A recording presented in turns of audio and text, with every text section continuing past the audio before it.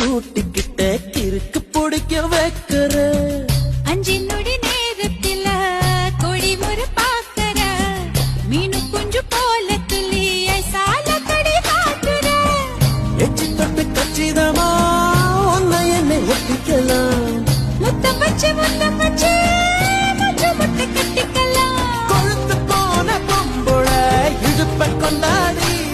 ஏ கொஞ்சம் நானும் மோதினா தவிப்பட்டு நாடி